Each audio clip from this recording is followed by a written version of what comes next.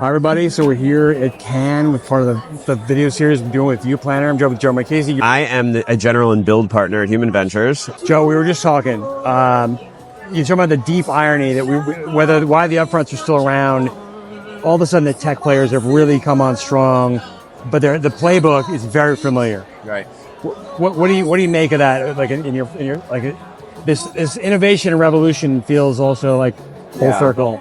Well, I think that a lot of people have been talking about how this year at the Upfronts, nothing was ever going to be the same because Amazon and Netflix were at the Upfronts, which I found supremely ironic. And I love all of them. I mean, you look at it's a lot of people who know TV that are running those divisions. Like Krishan is over at Amazon and Peter Naylor is at Netflix. But the best part is, you know what they were selling at the Upfronts, Amazon and Netflix? It's a lot of stuff that is very traditional formats, familiar formulas. The NFL and Shonda Rhimes. Yeah. You know what I was selling at Fox like many years ago? You know, Disney was selling the NFL and Shonda Rhimes. But the reason why, I say this tongue in cheek a little bit, but the reason why Upfronts exists is because there's a limited number of cultural moments during the year, and there is a finite amount of inventory. I don't care what anybody says. Inventory is not infinite because people's time is not infinite. Yeah. And the upfront, the part is to reserve some of that finite, precious thing throughout the year, moments in culture, etc. All right, speaking of that, you've had YouTube now for a number of years. They've been part of the upfronts for a while. Yep. But now all of a sudden their consumption on television is growing like crazy. Like crazy.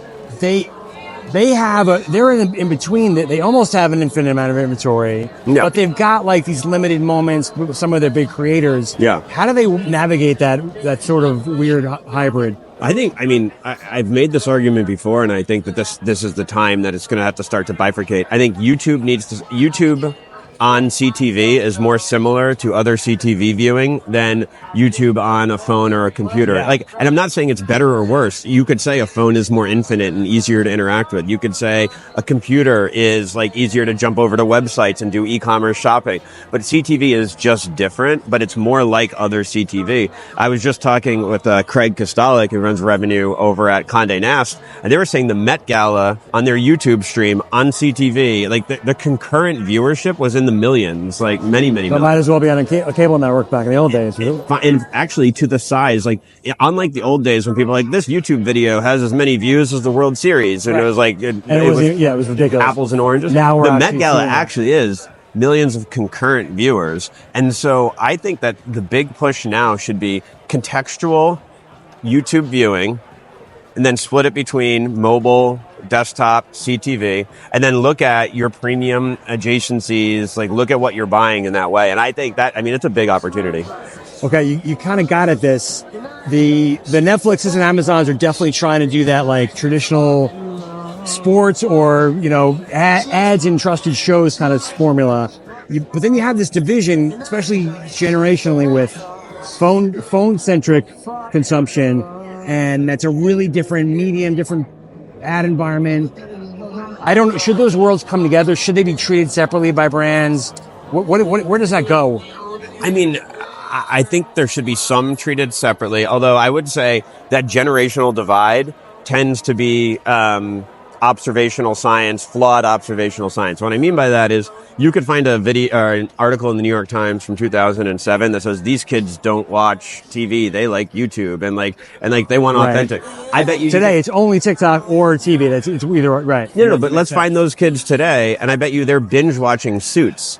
Like remember what we just said about the upfronts, how everything that's old is new again, and how the tech platform, Suits and Grey's Anatomy and these shows, these episodic Friends is being discovered. They binge watch. It's not an anti-television mentality. It's not like they grow up and keep doing the same thing. I like chicken fingers when I was a kid, and I still like chicken fingers now. But you get the point. You're taste grow. Right. So shorts are chicken fingers, but you eventually graduate to steak or something like that. Yeah. Well, it's also what's available, and great storytelling is great storytelling. It kind of continues. We still read books. Sometimes we read them on ebooks. We still listen to music. It's just there are things that are going to stay the same, and the more we try to say everything is changing, like the hyperbolic, like you're wrong just by definition. You're wrong. Because I think I've been wondering if there's going to be this divide between the programming era and the algorithm era, and the people will only prefer one or the other. I don't know if that makes sense. Isn't the algorithm just programming? This is why the algorithm, in my opinion, should have never been protected by Section 230, right? Like the algorithm was programming. It was making a decision of what people were supposed to see. And I think the desire for people to see things in common, like we want shared experiences and shared stories. And there was just I don't know where I read it, but there was just a story that so few people are seeing the same things that we can't talk about shows anymore. Right. You see the Suits phenomenon. You see, Taylor Swift and Travis Kelce. Baby Reindeer. Baby Reindeer over weekend. It is possible to break through. It's just hard to predict those, that's why upfronts are more difficult, because you don't know what things are going to break through during the year. Right. And it makes it harder to capture those moments for brands. Yeah, you can't put that big thing after Seinfeld and then it's going to guarantee, pop the first year or something like that. Well, it's also, and that's what broke television, to be honest. Like, we tried to follow the business rules, meaning the reason why Thursday night was must-see TV wasn't because we all picked Thursday night. It's because Thursday night is when you wanted to advertise the movies for the weekend. Or car sales or whatever. Right. Yeah. And so, because of that, basically we reverse engineered Thursday night. Now, remember, what they also did was said, well, no, you can't DVR it and skip ads. Like, listen, if cable had on-demand viewing with skippable ads, we might never have seen Netflix. Yeah. Like cable was a good deal with a bad user interface. Right. And we did that because advertising. And then advertising broke the internet because it led us to listicles and trash and so forth. Yeah. And now look, advertising has a lot to make up for. So let's hope they can do it. You've been talking for years about the attention problem we have with it, or the misallocation of dollars versus attention, I guess. And the open web is kind of having a reckoning now where do you feel like brands are finally saying, I don't know if any of this was worth it all the years? Yeah, I don't know. I think that there has been a total disconnect between what I would refer to as the attention economy and what we'll call the advertising economy.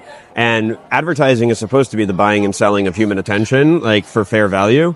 However, when you look at quote unquote ad tech, ad tech makes it sound too small. Ad tech is like Facebook, Google, Meta. I mean, it is what the economy runs on top of.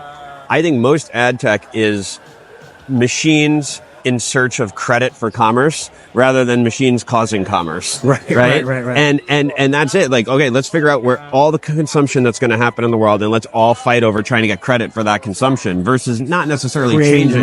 Making people do things. Yeah. And that's what advertising was supposed to be. I want to buy people's attention for the chance to deliver them a message. Now you say, I just want to buy, I want to buy transactions all day. Right. I want something that's going to make my spreadsheet look awesome versus. Yeah, and I think that's why you see, I think culture is on sale because of that. I think that, Bernard Arnault doesn't become the richest man on planet Earth and LVMH as big as it is without being able to take a long view on what brands are actually worth. Because, if you think you need to measure everything in a, 6 month, 1 month, 1 week loop of what your ROI is, you're kidding yourself at how it actually works. Yeah. And that's what you're seeing this now. Almost overindulgence on retail media as if it's the magic thing that created all demand in the world. Retail media confuses me. I'm not going to lie. I'm not smart enough to understand how it works. It's good money, though, it seems like. Well, no, it's great. It does one of two things. It either does drive a transaction, which I actually very much believe it does. And every brand needs to be participating in retail media because they need to have a chance to drive those transactions.